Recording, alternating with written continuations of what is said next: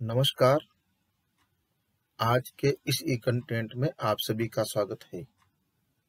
मैं रविंद्र कुमार बादल, सहायक आचार्य समाजशास्त्र, राजकीय स्नातकोत्तर महाविद्यालय 12।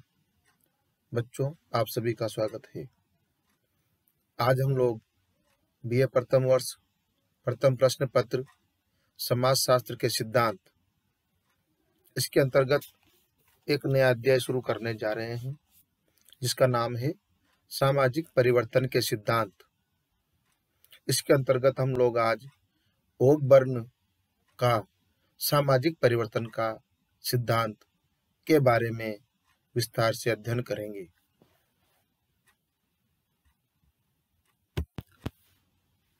तो बच्चों, प्रारंभ करते हैं ओक बर्न का सामाजिक परिवर्तन का सिद्धांत। बच्चों, ओक बर्न अंतर्राष्ट्रीय ख्याति प्राप्त अमेरिकन समाजशास्त्री WF ओक बर्न ने सामाजिक परिवर्तन का सिद्धांत सांस्कृतिक विलंबना, जिसको अंग्रेजी में कल्चरल लेग कहा जाता है, अपनी कृति सोशल चेंज में प्रतिपादित किया है। आपने लिखा है कि जो कुछ भी व्यक्ति को अपने समाज से मिलता है वह संस्कृति कहलाती है। ओक बर्न के अनुसार संस्कृति के अंतर्गत मानव निर्मित सभी वस्तुएं जैसे मकान, कपड़ा, धर्म, भाषाएं, प्रथाएं, परंपराएं, कला, विज्ञान और मशीन आदि आ जाती है। ओक बर्न के अनुसार संस्कृति या सामाजिक विरासत क्या होती है वो इस प्रकार से है। ओक बर्न ने कहा है कि संस्कृति या सामाजिक विरासत को दो प्रमुख भागों में विभाजित किया जा सकता है। नंबर 1 भौतिक संस्कृति और दूसरा है अभौतिक संस्कृति।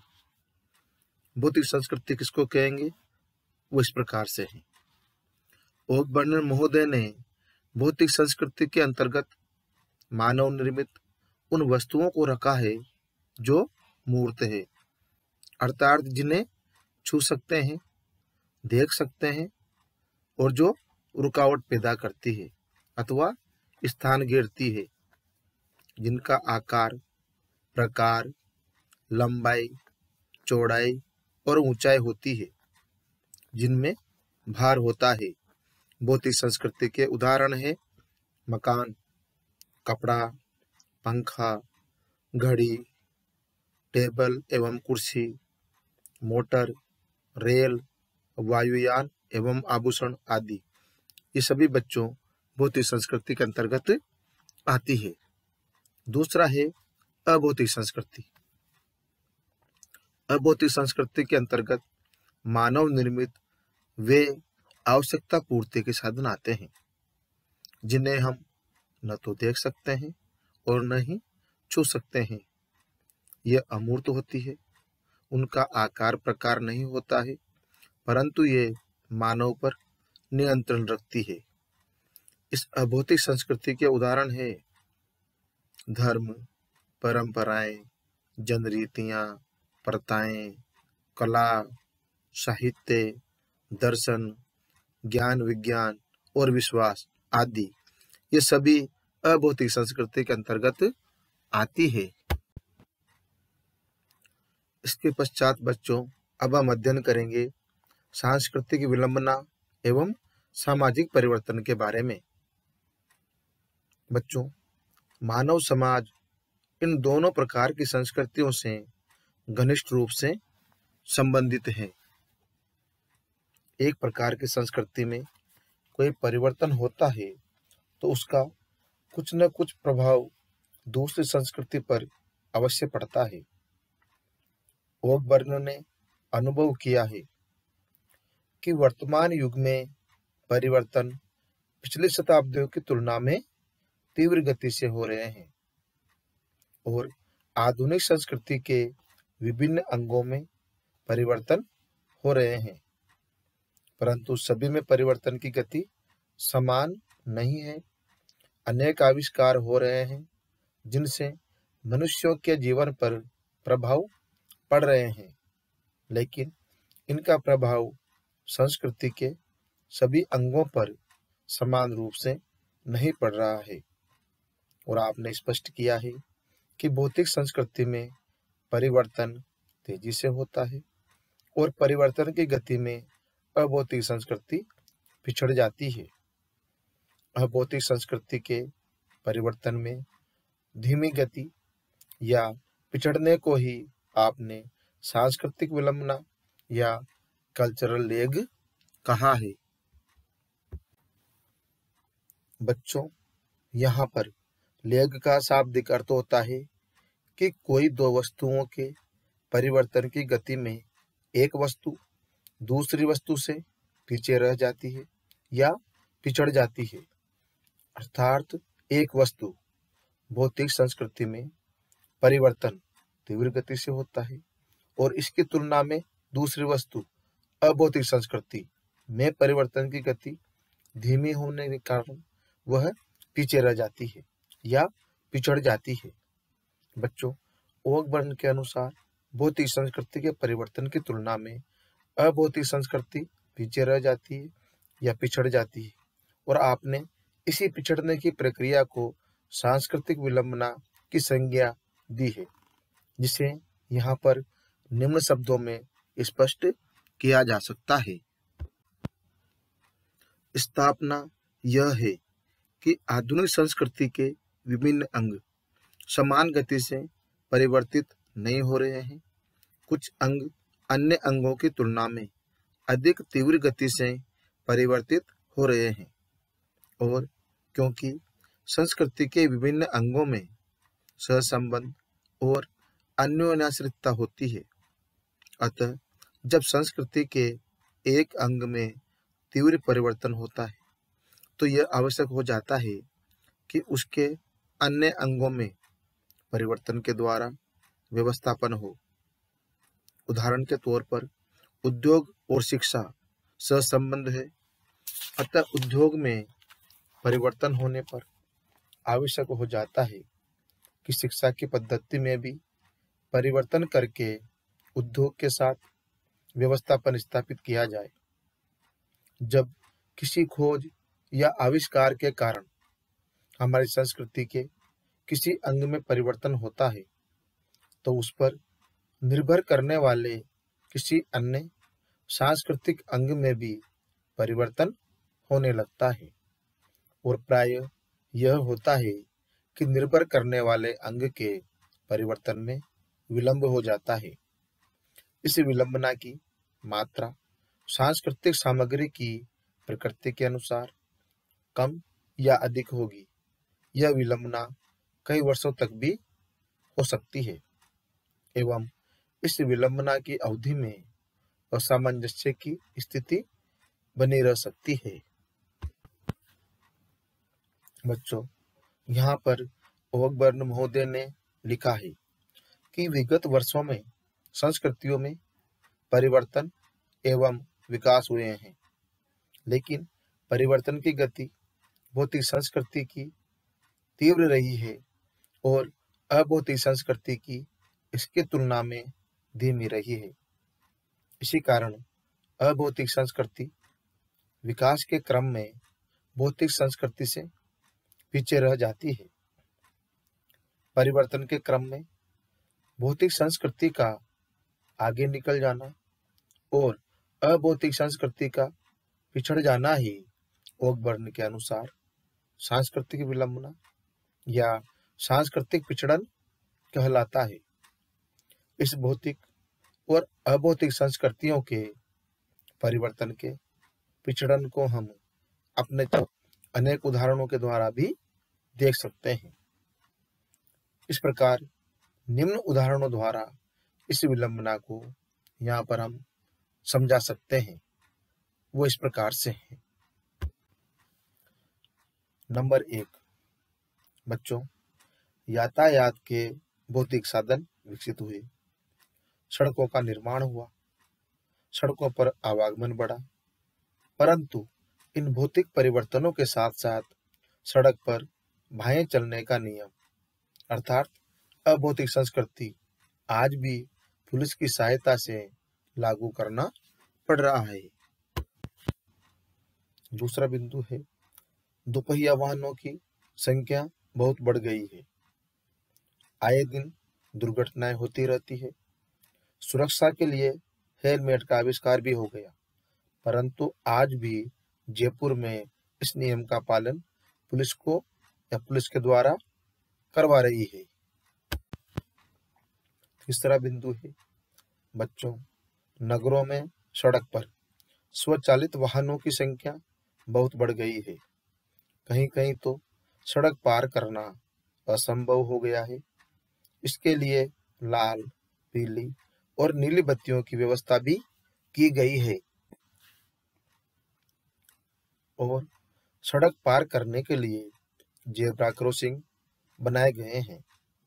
सड़कों के बीच सड़क विभाजकों अर्थात रोड डिवाइडर का निर्माण किया गया है, परंतु इनकी परिपालना करवाने के लिए आज भी अनेक प्रयास किए जा रहे हैं। चौथा बिंदु है सरकार अनेक भौतिक परिवर्तनों के कारण प्रभावों को नियंत्रित करने के लिए अनेक नियमों को पारित करती है, परंतु उनकी पालना में विलंबन देखा जा सकता है।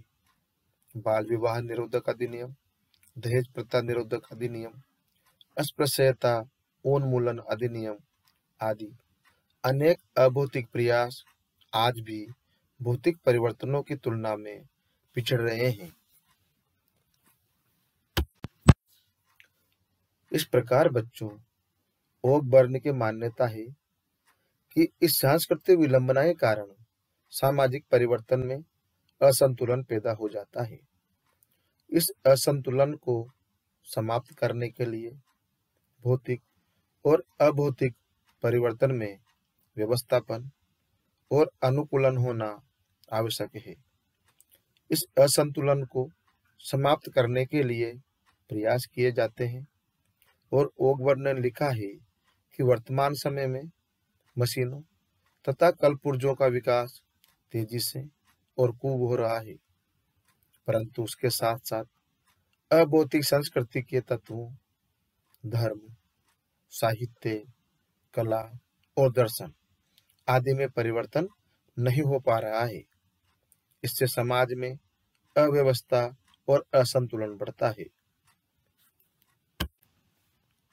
बच्चों, ओकबर्न महोदय ने सांस्कृतिक विलंबना को समझाने के लिए अपने पुस्तक में कई उदाहरण दिए हैं। कुछ उदाहरण मैं आपको बताने जा रहा हूँ। नंबर 1, वर्तमान समय में वैज्ञानिक विकास एवं प्रगति के परिणाम स्वरूप औद्योगिकरण तथा मशीनीकरण में तीव्र वृद्धि हुई है। अनेक नवीन व्यवसाय विकसित हुए हैं। ये सब भौतिक परिवर्तन है, परंतु इनकी तुलना में अभौतिक संस्कृति में परिवर्तन धीमी गति से हुए हैं। जैसे श्रम कल्याण के नियमों में विकास धीमा रहा है। श्रम कल्याण के लिए संस्थाओं का विकास धीमी गति से हुआ है।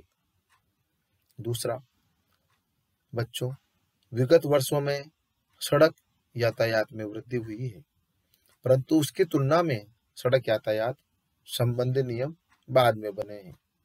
और तीसरा है, कृषि कार्य को करने के लिए अनेक नवीन उपकरणों एवं साधनों का आविष्कार तो पहले हुआ, परंतु भूमि सुधार संबंधी कानून बाद में बने। यहाँ पर ओकबर्न ने लिखा है कि इस विलंबना के परिणाम स्वरूप समाज की भौतिक और अभौतिक संस्कृति में असंतुलन उत्पन्न हो जाता है और समाज में व्यवस्था के लिए इनमें अनुकूलन करना आवश्यक हो जाता है। इसके पश्चात बच्चों, ओकबर्न का सामाजिक सिद्धांत के अंतर्गत क्या निष्कर्ष निकलता है, उसका अध्ययन हम यहाँ पर करेंगे। निष्कर्ष, ओकबर्न महोदय ने भौतिक और अभौतिक संस्कृति के परिवर्तन के संबंध में निम्न प्रकार से निष्कर्ष दिए हैं। नंबर 1, भौतिक संस्कृति में परिवर्तन पहले होता है और अभौतिक संस्कृति में परिवर्तन होने के कारण ही अभौतिक संस्कृति में परिवर्तन होता है, अर्थात अभौतिक संस्कृति में परिवर्तन बाद में एवं विलंब से होता है। दूसरा बिंदु है, भौतिक संस्कृति में परिवर्तन तीव्र गति से और शीघ्रता से होता है।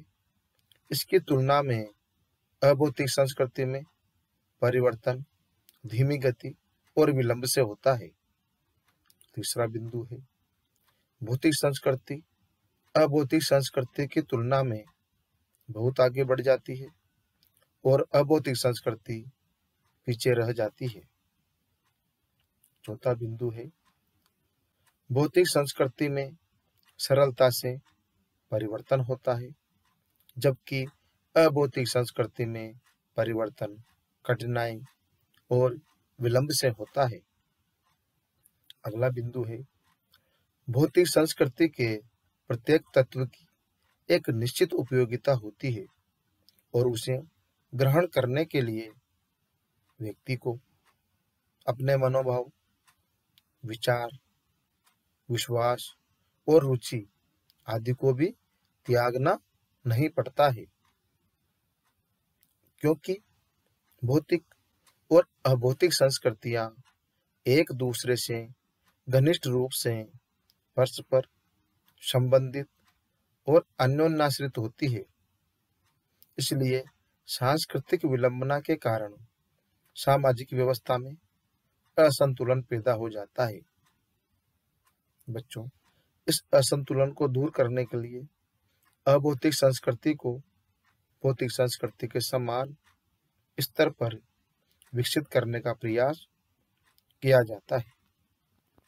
अनेक प्रयासों के उपरांत भी सांस्कृतिक विलंबना बनी रहती है।